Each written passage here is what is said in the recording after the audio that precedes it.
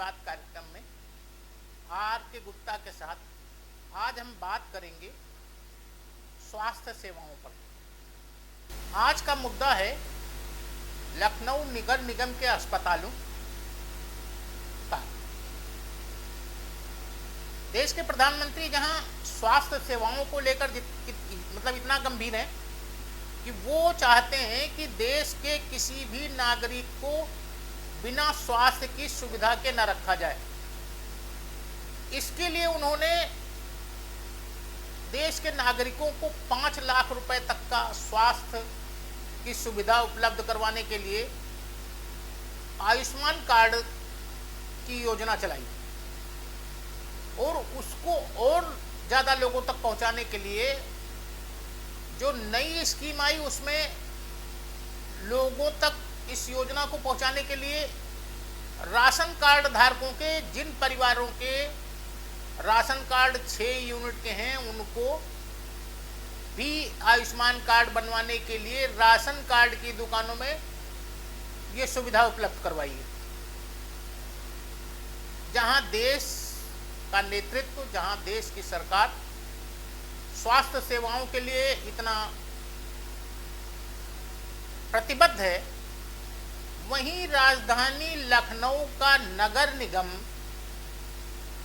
अपने उन अस्पतालों को जो नगर निगम की स्वास्थ्य सुविधाओं की मिसाल हुआ करते थे, बंद करने पर आमादा है। आपको जानकर हैरानी होगी कि राजधानी लखनऊ के नगर निगम द्वारा संचालित अस्पताल, जिसमें लखनऊ का नाका हिंडोला, गणेशगंज, आर्यनगर,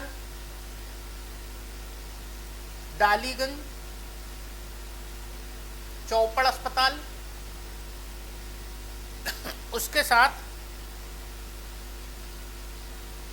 कसाईबाड़ा और मवैया फ्लाईओवर के अस्पताल नगर निगम द्वारा चलाया जा रहा है। इनके डॉक्टर और इनमें काम करने वाले कर्मचारी कब हटा दिए गए, कब हट गए, इसकी जानकारी कहीं नहीं है और इन अस्पतालों में ताला लटका हुआ है। आपको जानकर हैरानी होगी,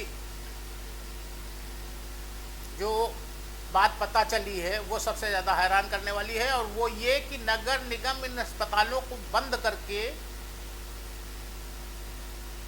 प्राइम लोकेशन की इन बिल्डिंगों को व्यावसायिक उपयोग में लाने की योजना बना रहा है। सवाल ये पैदा होता है कि नगर निगम में स्वास्थ्य विभाग है, स्वास्थ्य विभाग की भारी भरकम फौज है, कर्मचारी हैं, अधिकारी हैं, इनको मॉनिटरिंग करने वाला एक पूरा का पूरा अमला है। लेकिन इन अस्पतालों में कब ताले लग गए, कब इनका स्टाफ चला गया, नागरिकों को मिलने वाली सुविधाएं कब बंद हो गई, इसका कुछ भी पता नहीं है। और सबसे बड़ी बात यह है कि इन अस्पतालों को बंद करके, ताला लगा करके अब इनका व्यावसायिक उपयोग किया जाना,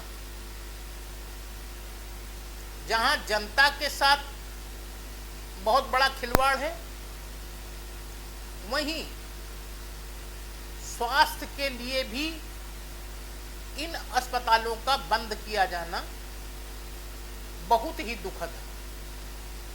ये अस्पताल ऐसे क्षेत्र में हैं, ऐसी जगहों पर हैं कि अगर ये मान लिया जाए कि इन अस्पतालों में रोज 200 भी मरीज देखे जाते हैं तो 7 अस्पतालों को मिलाकर के 1400 मरीज होते हैं जो बड़े अस्पतालों में पहुंचने से बच सकते हैं अगर इनका इलाज यहाँ होना चालू हो जाए। और बड़े अस्पतालों में, चाहे वो सिविल अस्पताल हो, बलरामपुर हो, मेडिकल कॉलेज हो, लोहिया हो, रानी लक्ष्मीबाई हो, इन अस्पतालों में भीड़ मजबूरन लगती है।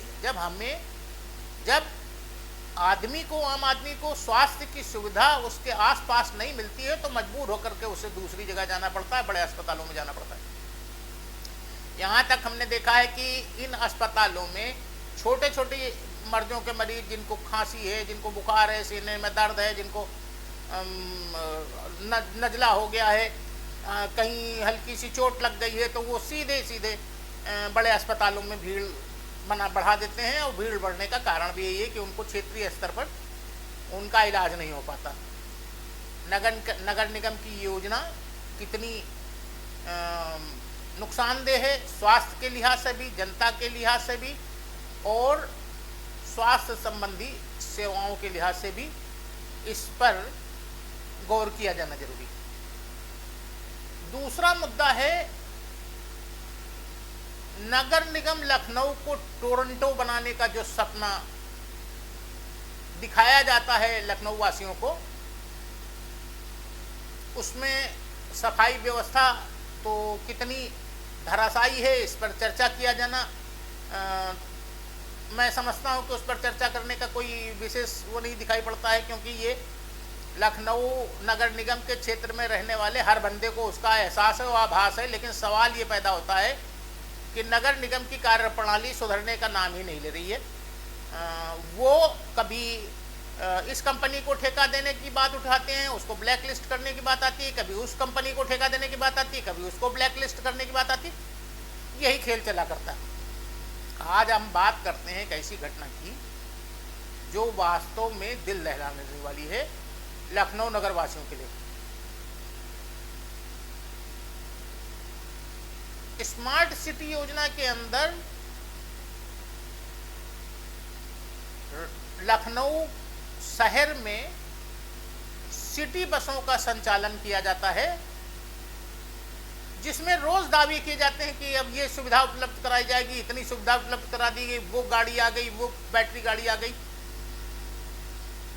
ये दावे होते रहते हैं और जनता उसी में उसको भोगा करती है, फेस किया करती है। कल की दिल दहला देने वाली घटना यह है कि एक सिटी बस में आग लग गई। आग लगने के समय बस में, जहां पर गाड़ी का इंजन डीजल है, सीएनजी जो भी उसमें था, लेकिन आग लगने की स्थिति में सवारियां किसी तरीके से अपनी जान बचाकर भागी, निकलने में कामयाब हो गई। ड्राइवर की कर्तव्य परायणता इतनी थी कि वो आग बुझाने के दौरान आग बुझाने में झुलस गया, उसे अस्पताल में भर्ती करना पड़ा, और किसी ने बस में लगी हुई आग की सूचना अग्निशमन विभाग को दी, जिसके बाद जब दमकल की गाड़ियां पहुंची तो उस बस में लगी आग पर काबू पाया जा सका। नगर निगम के अधिकारी, नगर निगम के नेता, नगर निगम के लोग राजधानी लखनऊ को टोरंटो बनाने का सपना देख रहे हैं, लेकिन सिटी बसों के खटारा बेड़े को बदल पाने की